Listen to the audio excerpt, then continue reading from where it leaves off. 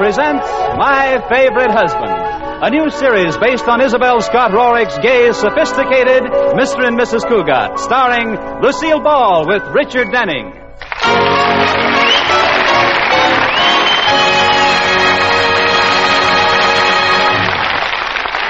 This is the story of Mr. and Mrs. Cogat, the record of a happy marriage. Well, as we look in on the Cogats this morning, the scene is familiar. Breakfast is being served in its usual manner. Liz and George are seated in their usual places. And the only sounds to be heard are the tick of the automatic toaster and the soft, cozy snap of George's cereal. But wait a minute. Can't you smell something burning? Is it the toast? Or the bacon? Or... Oh, I see. It's Liz doing a slow burn at George. Because, as usual, he has his nose buried in the morning paper. George, pay some attention to me. All right, Liz. Your hair is thinning out. Put down that paper. Why? That's not my head you're patting, it's a cantaloupe. Oh. You're always so businesslike in the morning. Why don't we ever have the kind of breakfast we had when we were first married? Remember those? I certainly do. What do you remember most? The burned toast and the lumpy cereal. Now, George, I tried to be a good cook. Yes, you did. You tried everything. You know, it was very smart of you to butter the toast with unguentine so it wouldn't burn. All right. Maybe when we were first married, I couldn't cook. But you weren't handy around the house either. You couldn't even fix the lock on the bathroom door. Oh, Liz, that was 10 years ago. Do you still remember that? Yes, every time I climbed through the window. No. I'm ready to call a truce. And how about the time you rewired the house? Oh, now don't bring that up. For 2 weeks, when you pushed the doorbell, the lights went on in the attic. Now, Liz. I ran upstairs so many times I felt like a lighthouse keeper. Yes? I said truce. Now, how about a big early morning kiss? There's nothing I'd rather do. Well, come close to me. Close enough? No, real close. How's this? Swell. Now put your arms around me. Oh, George. Now scratch my back. George Cogat, if you don't kiss me right now, I'll come to breakfast tomorrow morning in curlers and a mud pack. I thought that would do it. Ah. Liz, don't be silly. I'd kiss you anytime, anywhere, any place. What are you giggling about? How about 3 o'clock in the YWCA steam room? It's a date. George, you know, maybe you shouldn't kiss me in front of the windows. The neighbors might see us. Who? The Chamberlains aren't home, and old General Timberlake is too nearsighted to see anything this far away. Not when he uses binoculars. General Timberlake. What a character. Oh, George, the General's just eccentric. He's a dear old man. Well, you didn't call him a dear old man the day you were having a garden party and he turned on the sprinklers. I don't care. I think he's sweet.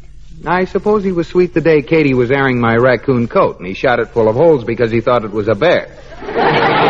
Well, he explained he didn't have on his glasses. Well, even without his glasses, how could he think a bear would have a Yale pennant in his pocket? Oh, now, dear, don't be so hard on him.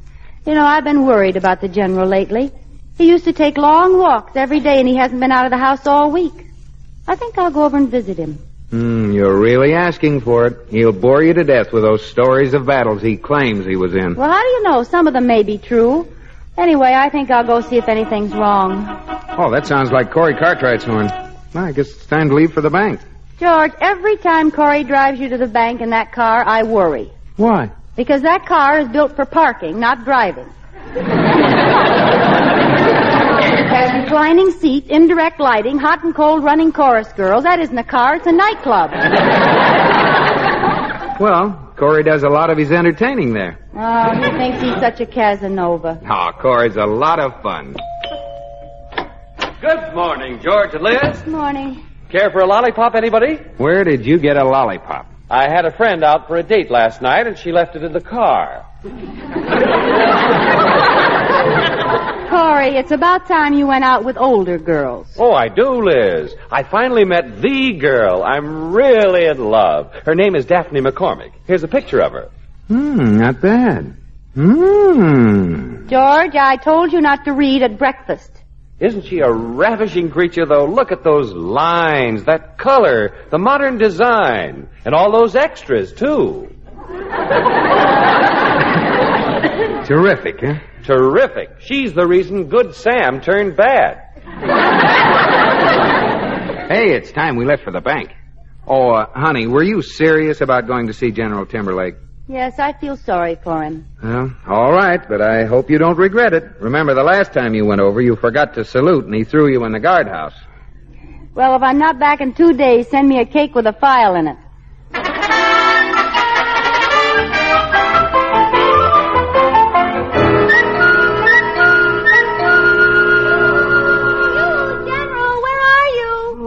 I'm over here by the hydrangea bush.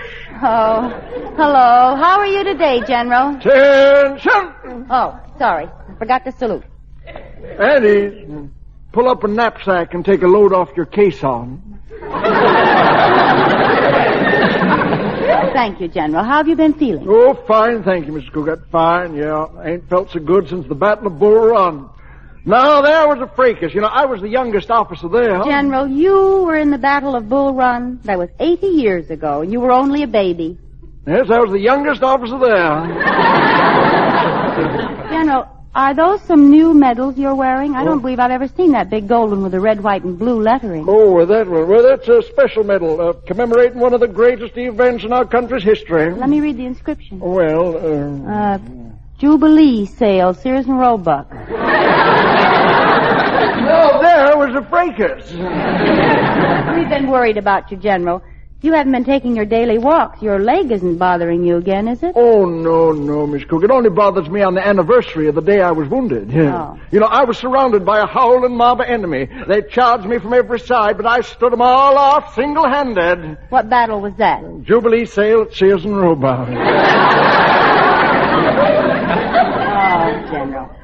You know, I've really been concerned. I haven't seen you around for a couple of days. Is anything wrong? Oh, well, now that you mention it, there is, Miss Cogat. I've been sort of keeping company, you know, with Winifred Higgins, the librarian, and... Well, now we had a quarrel, because, I did a terrible thing. Miss Higgins will never forgive me. Well, what did you do? I kept a 14-day book 15 days. Oh, that's too bad. You used to go to the library every night to study history, didn't you? Well, now, frankly, Miss Cogat, I wasn't studying history so much as I was studying Higgins. I know Miss Higgins. She's that gray-haired librarian, isn't she? Yeah. Don't let that gray hair fool you, though. She may be an old edition, but she's still got a beautiful table of contents. Libraries are such romantic places. Yeah. Well, that's all over for me now. Oh, now, General, Miss Higgins won't stay mad if you go to her and apologize. No, I tried that, but didn't work. I'm a lonesome man, Miss Cogat. I ain't got nobody to talk to about my battles.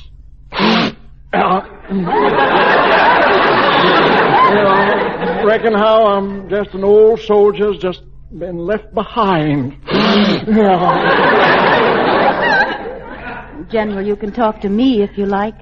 Again? Any time at all. Well, how about this afternoon? Oh, well, that's fine. Well, sound the trumpets. Sound the trumpets. I'll be right over after chow. All right, see you later, General. Miss Cogat? Yes, General? You may go to your quarters. Oh, aye, sir.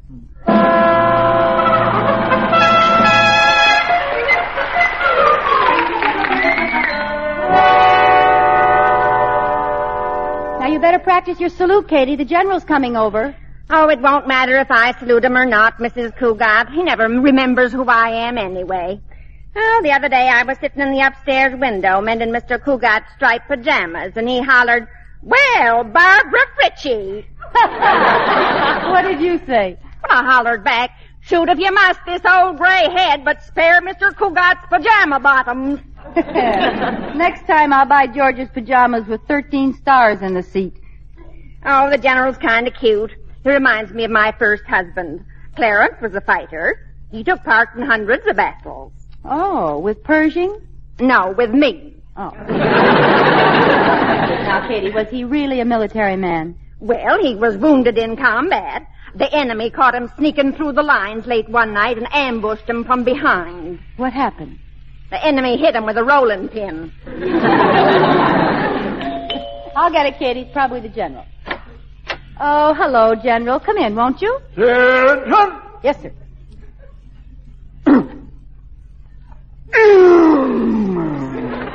Salute him, Katie, or he won't come in. Oh, yes, ma'am.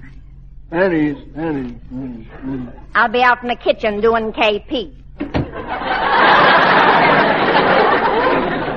You care for some tea, General? Tea? Oh, no, thank you, ma'am. Never drink tea. Always reminds me of the Boston Tea Party. Now, there was a fracas. The General. whole bay was filled with tea. British sailors was firing over our heads. The guns was blazing. The air was black with smoke. Well, sir, with my trusty Bowie knife, I slipped over the side of an old four-rigger down to the keel. General, just a minute. Now, the Boston Tea Party was 175 years ago. Now, don't tell me you were there. No. But it sure makes a colorful story, don't it? General, what would you like to do this afternoon? Well, no. I thought we'd relive some of our American history. We'll recreate some of the big battles of the past. Now, the sofa there can be the fort. General, couldn't we do something else a little quieter? Well, all right, Miss Cogat, all right. I guess we could play checkers or something. Well, that's all right, General, I promise. This is your afternoon. We'll do whatever you want. Good. Then let's begin by charging San Juan Hill. Miss Cogat, get yourself a big stick and glue on the mustache. You're going to be Teddy Roosevelt. Now, Miss Cogat, this chair is General Lee, and I'm General Sherman. What am I going to be? You're the outskirts of Atlanta. This ought to be fun. What do you do, get a match and set me on fire? No, Miss Cogat. You see, I use this umbrella here as my saber, and I charge past you like this. What was that? You caught your saber in the outskirts, and now there's a big hole in the south side of Atlanta. Oh, General, don't you think we fought enough battles today? Why, Miss Cogat, we're just beginning to take Bunker Hill. But my troop is starting to droop. Well, we can't lag back now. You're in command on the north side, I'm in command on the south side, and the lamp is Bunker Hill. And I'm going to make a frontal attack. Charge! Oh, well, I'm sorry, Miss Cogat. But what happened, Mrs. Cogat? Why, you're just standing there staring at the lamp. Mrs. Cogat, say something. So long, Bunker Hill. You having a lot of fun, Miss Cogat? Oh, yes. I haven't had so much fun since I got caught in a folding bed. Well, now, sir, what battle should we do now? Say, General, I just had a good idea. Why don't we do the ride of Paul Revere? Ride of Paul Revere? Yes, now there was a fracas. General, you be Paul Revere. All right, I will. And Katie, Oh, no. I didn't mind when he tied a message around my leg and made me a carrier pigeon. But I'm not going to get down on all fours and be Paul Revere's horse. No, you're the Old North Church. But before you give the signal, open the front door. Paul's going to take a long ride. Yes, ma'am, I get it. Go ahead, North Church. Give the signal. Paul, the British are coming. Yeah, the redcoats are coming. War in the countryside. Start riding, Paul. The British are coming. Well, here we go. Charge! The redcoats are coming in! Charge! General, that's the hall closet. Okay, sorry. But wake up! The British are coming! Charge! The redcoats are coming! He's gone.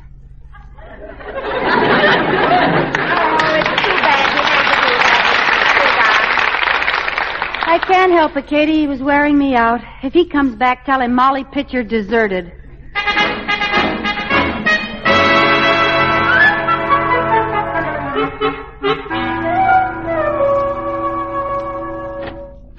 Anybody home?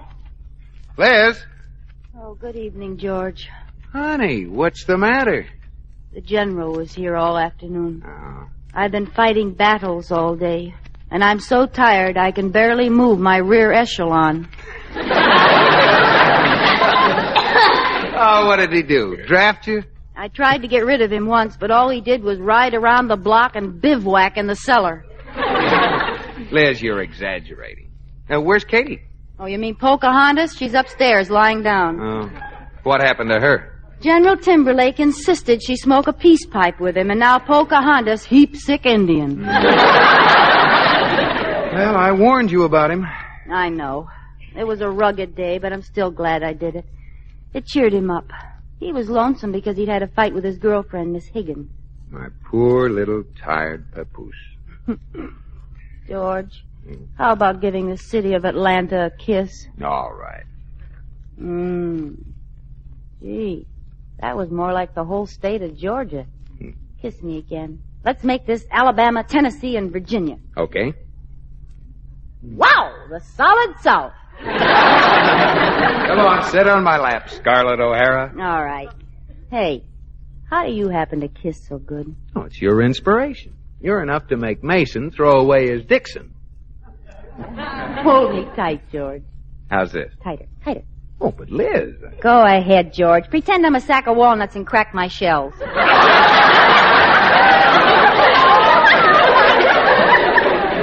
Look, Nutty, move over a minute. You're crushing my carnation. George, you know, sometimes when I'm with you, I get the strangest ringing in my ears. There it is again. No, honey, that's the phone. Oh. Hello. Oh, yes, General. Yes. Oh, no, I couldn't possibly. You see, well, General, it's just that, well, if you put it that way, General, all right. Goodbye. Well, Liz? That was my commanding officer. We march at dawn.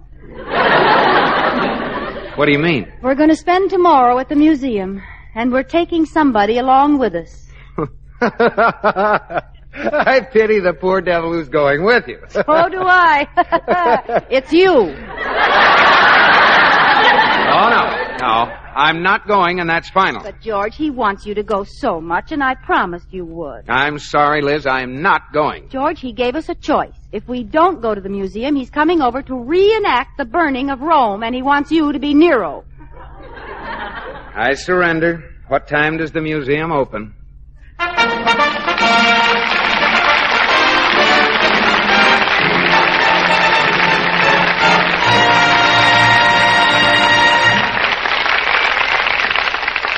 You are listening to My Favorite Husband, starring Lucille Ball with Richard Denning.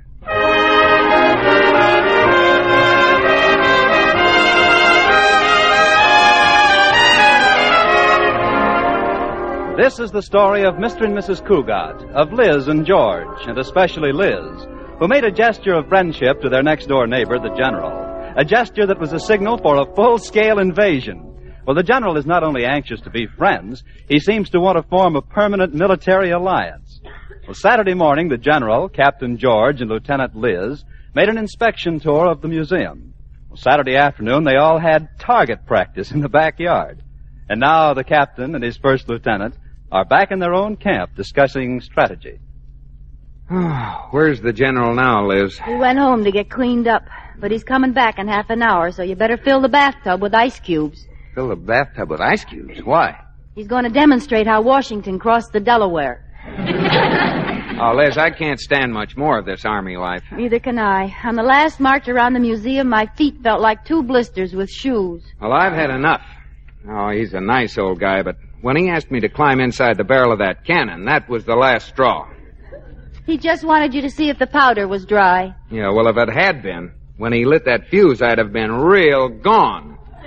George, I've got an idea. There's only one way to get rid of the General. We'll patch things up with Winifred Higgins. Yeah, how? Well, they say the way to a man's heart is through his stomach. We'll have them both over for dinner. Yeah, I think you've got something there. Give them 1 ear of corn between them, and they're bound to get together.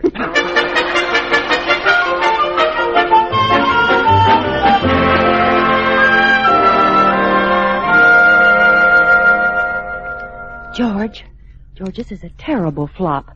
The General and Miss Higgins aren't even speaking to each other. What'll we do? Well, keep trying, honey. Maybe they'll break down. All right, but help me, will you? Okay. Oh, that was a delicious dinner, dear. Thank you, George. Yes, that was a wonderful dinner, Mrs. Cogat. Thank you, Miss Higgins. Yes, sir, that was a real good mess, Sergeant. Well, this is nice. All of us being here together, isn't it? Yes. Yes. Yes, sir. Oh. Well, that was fun, wasn't it? Miss Higgins, Yes? how's everything at the library? Yes, Miss Higgins, how is everything at the library? Oh, fine. That's nice. People still reading as much as ever, I suppose? Yes. Yes, they are. That's nice. Help me, George. All right. Miss Higgins, Yes, Mr. Cogat? read any good books lately? Say, Miss Cogat, did I ever tell you about the War of 1812? Yes, you did. Say, Mr. Cogat, did I ever tell you about the War of 1812? Yes, you did. Say... Yes, you did.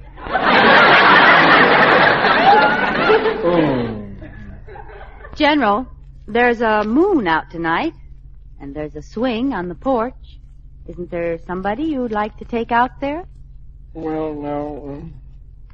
Yes, there is. Well, then. But what'll Mr. Cogat and Miss Higgins do whilst we're gone? General, I meant Miss Higgins. Oh, no, Miss Cogat. I'd much rather talk to you. Oh, please, General. You remember the fun we had yesterday when I charged and ripped your skirt? Well, Please, General. And then we knocked over Bunker Hill and spent an hour together in the dark. Well. General, the next thing you'll be telling them how we took Fort Sumter and got locked in the closet. Well. Now, wait a minute, please. George, say something. Hi, Liz. Mrs. Cogat, it's very sweet of you trying to patch things up with a certain party who mutilates books in the public library. But I just don't want to patch things up with a certain party who always has to eat and read at the same time. Well, I like to eat whilst I'm reading. Yes, but how does it look when you open a history book and find the pilgrim setting foot on a piece of salami? Now, Miss Higgins... And the other day, a little boy wanted to know why the Constitution was written on a fried egg. Imagine leaving food in a book. Leave it. I put it there. Them was bookmarks. Learn yourself. George, you'd better say something. Read any good salami lately? General, you know perfectly well you want to be friends with Miss Higgins again. No, I don't. I don't need Miss Higgins now that I found you. You're my new aide-de-camp. You can bring your duffel bag to my headquarters any day. General, please. You don't understand. My duffel belongs to George. I don't care, Mr. Cogat. I don't care. You may be assigned to another battalion, but I can get you transferred for active duty. Mrs. Cogat, if you don't mind, I think I'll go home. Thank you for the dinner. Thanks for everything. Oh, I've had a wonderful time.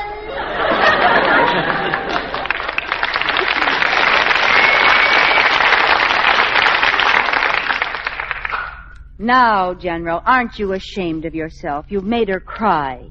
Well, didn't expect her to do that. I tried to get you two together, and what do? You ruin it. Now, Liz, it isn't all the General's fault. Don't forget it was your idea. Well, I might have known this would happen. Just when the battle's going against me, my own captain looks me in the face and shoots me in the back.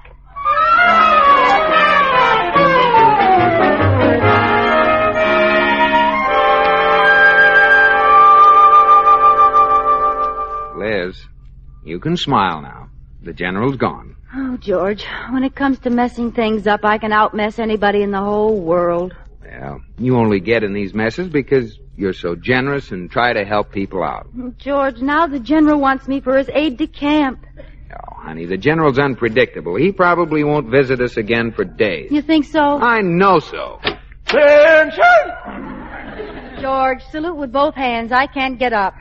As you were. Just came over to thank you for your courageous and unselfish service to a comrade in arms. General, the only comrade in my arms is going to be George Cogat. It's in our contract. Yeah, well, now, Miss Cogat, don't you worry about me. Miss Higgins and I finally made up. Yeah, we're as close as Kaiser and Fraser. Miss Higgins isn't mad at you anymore. No. She was waiting for me by the hydrangea bush. And she said I could take books out just so long I kept mustard off my bookmarks. Oh, that's wonderful. The end of a perfect day. Yeah. Of course, now there's just one thing that kind of worries me. What's that?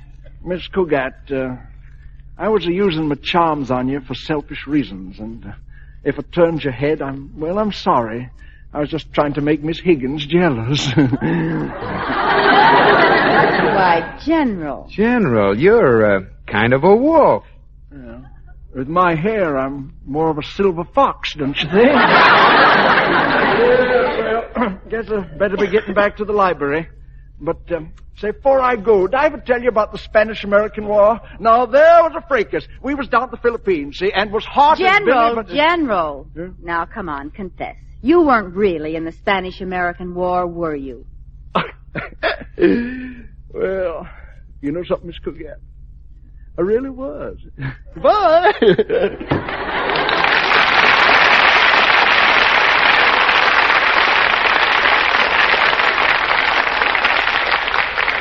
I never want to live through 2 days like this again. It was kind of hectic, wasn't it? It reminds me of our honeymoon. Our honeymoon. Now, there was a fracas.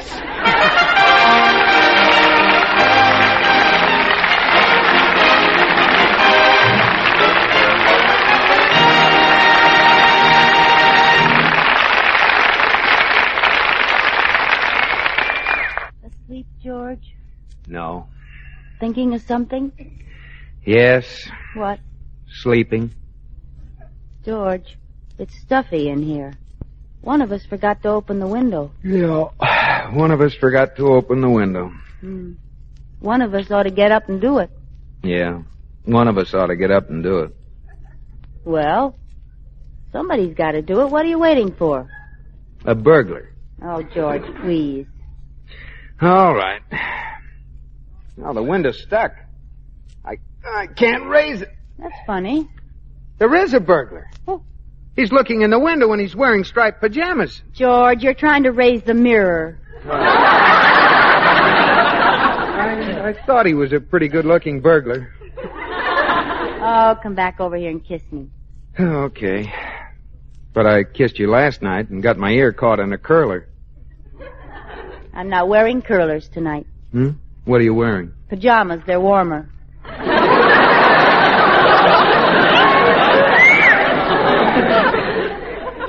Well, here's your good night kiss.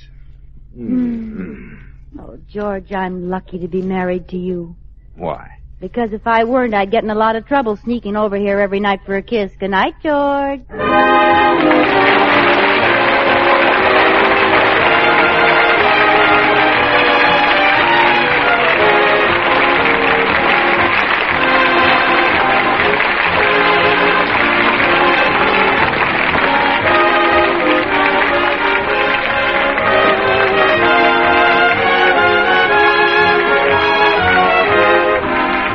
My Favorite Husband has been presented through the worldwide facilities of the United States Armed Forces Radio and Television Service.